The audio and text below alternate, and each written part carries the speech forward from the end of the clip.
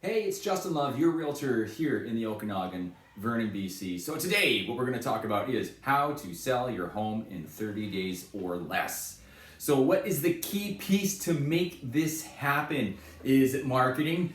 Yes, that definitely helps. Is it staging? That's a component. Is it a million photos? Those are nice too. You definitely want to draw the people in, but the biggest piece of the puzzle is the price. And you need to listen to the market to get the feedback to know if you're off or not about the price. If the price is wrong, I don't care if you have 1 million people walking to the home, it's not selling. If you have a $200,000 home and you got it listed for $1 million, who do you think is going to buy it? Nobody. 0 people. You're not going to get anybody. But yet that's what people do every day. I'm not immune either. There's times where I have to take my own bitter medicine. As far as when I'm renting out a property, it's the same principle. I don't care if it's a house, a car, renting out your apartment, selling something on Craigslist or eBay, whatever the case. If the price is wrong, it's not going to sell. And the key thing that people need to remember is you don't fill your own wallet. You can ask whatever price you want for anything, but you're not the one buying it. A buyer is. So if you have 10 buyers, they all look at it and no one makes you an offer, no one gives you any money or is willing to give you any money, you got the wrong price. It's real simple. When you go to sell something online or sell your home online, you have an offer. You are the first person to actually be making the offer, not the buyer. You made the first offer right away. You're offering this house in this location, and the house meaning its overall condition. This house, this location, for this price. You're not really going to be able to change the house. You can't change that it's a BC box with 3 bedrooms, 2 bath. I mean, you could, but sometimes it's just not feasible. It's not cost effective at all. You can't change the location at all. So the last thing you have in this equation is the price. That is the only thing you can change. Yes, you can market it. You know, when we have a home on up for sale, it's on realtor.ca. It's on our own website. It's pushed out to all the other websites, whoever's tapped into the data feed, got it in the newspaper. That's a whole other story. But it's out there and it's out on syndication sites. So it's pushed out to everyone. So the marketing bases are absolutely covered. That's not an excuse. Well, I don't think the write-up was very good. Write-up doesn't matter. It helps. Don't get me wrong.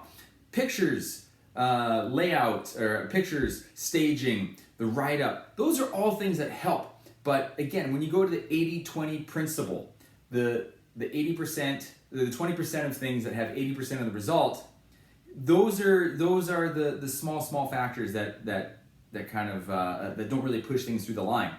The biggest thing that's going to push it through the line is the price. Again, the price is wrapped up into the location and the home. So those 3 things. If people aren't giving you an offer, you just need to change the price. Now, how do you listen to the feedback? So it's very simple. If you have your home on the market, and it's day 1, it's up on MLS. Even if you're listing it privately, this works even if you're doing it privately. As long as you have a sign out front and have it somewhere online where the buyers are at, not where you think they're at, where the buyers are actually at. You got to go where the buyers are. You got to fish where the fish are at. As long as you're doing that, you've met that requirement. Then if you have people coming in right away, okay, you're doing something right with the price. You did it well because people are coming in. Now, if you're up for 15 days. And I like to go with the ridiculous. You've been up for 15 days and you've had 30 showings, not one offer. 30 showings, not one offer. You're so close on price. You just need a small little tweak. It's within 5%. And it sounds crazy, but you make that 5% tweak and people will come through. I had a seller a long time ago. I call it the rule of 5 and 10. So I had a seller a long time ago, had him listed for years. And the market was starting to come back up, and the price was around, it was less than $240.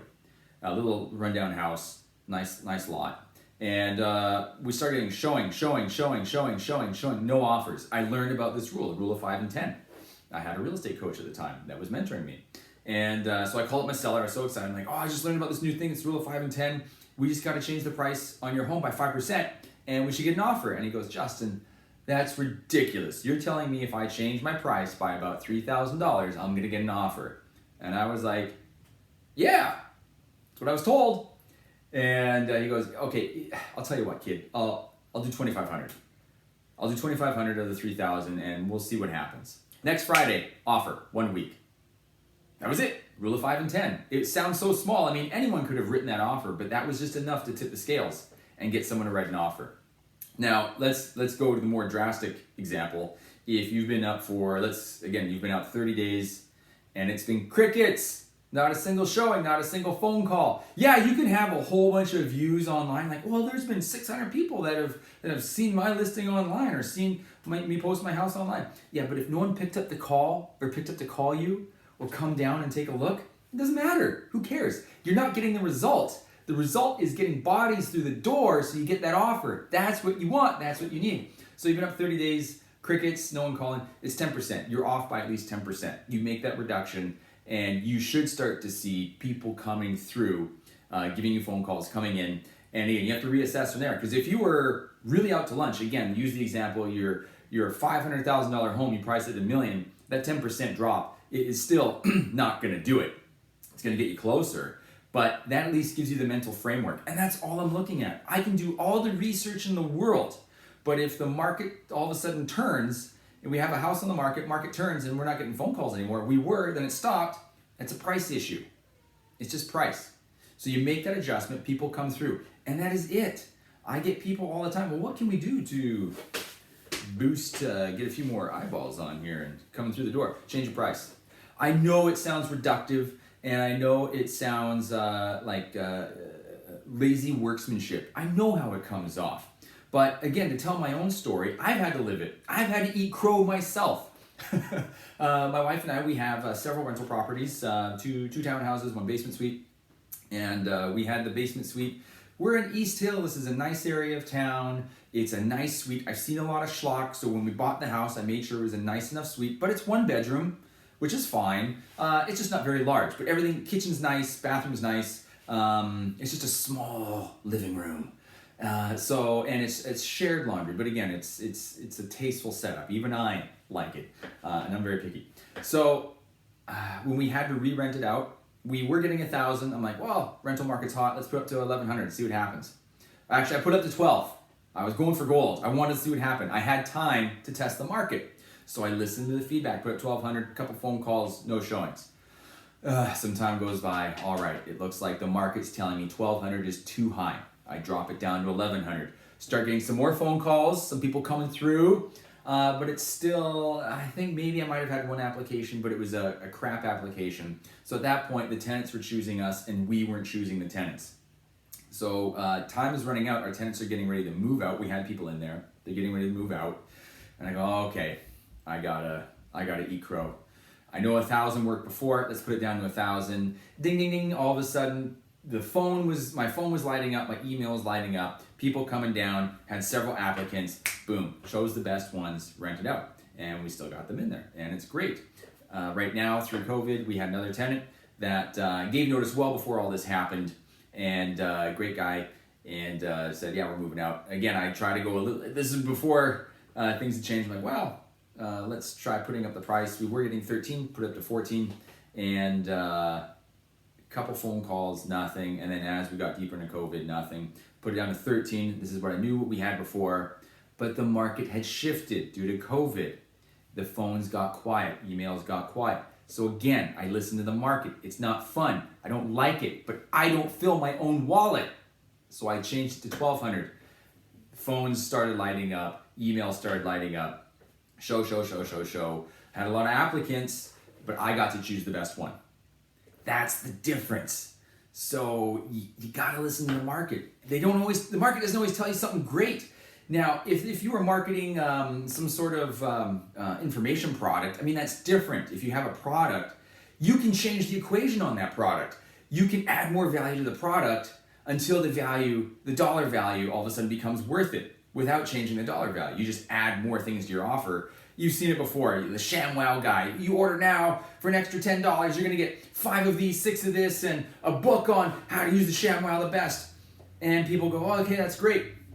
But you can't add anything to the sale of your home. You can't all of a sudden change it from Mission Hill to East Hill. You can't all of a sudden add an extra 1,000 square feet. You can't do those things. You can change the kitchens and the bathrooms, but depending on the market and the timing, it doesn't make fiscal sense.